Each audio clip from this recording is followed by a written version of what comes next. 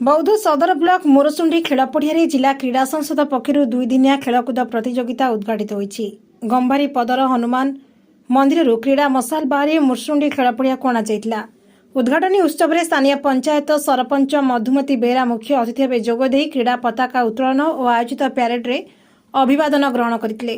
वरिष्ठ आईनजीवी नवकुमार मिश्र स्वतंत्र अतिथि भाव जोगदे क्रीड़ा मसाल स्थापन करने सह यह खेलकूद प्रतियोगिता को शुभारंभ घोषणा करथिले। ब्रजप्रधान जोगदे खेलाड़ी छात्र छात्री को उत्साहित करथिले। जिला क्रीड़ा संसदर साधारण संपादक रवीन्द्र राउत कार्यक्रम को परिचालना करथिले। अवसरप्राप्त क्रीड़ा शिक्षक रंजित राउत, चंदन महाराणा, रोजालिन राजहंस क्रीड़ा को परिचालना करथिले। ଏହି କ୍ରୀଡ଼ାରେ ଜିଲ୍ଲାର ବିଭିନ୍ନ ଶିକ୍ଷାନୁଷ୍ଠାନ କ୍ଲବରୁ ପ୍ରାୟ 200 ଛାତ୍ରଛାତ୍ରୀ ଯୋଗ ଦେଇଥିଲେ। 2 ଦିନର ଏହି ଜିଲ୍ଲାସ୍ତରୀୟ ପ୍ରତିଯୋଗିତା ପରେ ଶ୍ରେଷ୍ଠ ଖେଳାଳି ଜିଲ୍ଲା କ୍ରୀଡ଼ା ସଂସଦ ଜରିଆରେ ରାଜ୍ୟସ୍ତରୀୟ ଖେଳକୁଦ ପ୍ରତିଯୋଗିତାରେ ଅଂଶଗ୍ରହଣ କରିବେ ବୋଲି ଆୟୋଜକଙ୍କ ପକ୍ଷରୁ ସୂଚନା ମିଳିଛି।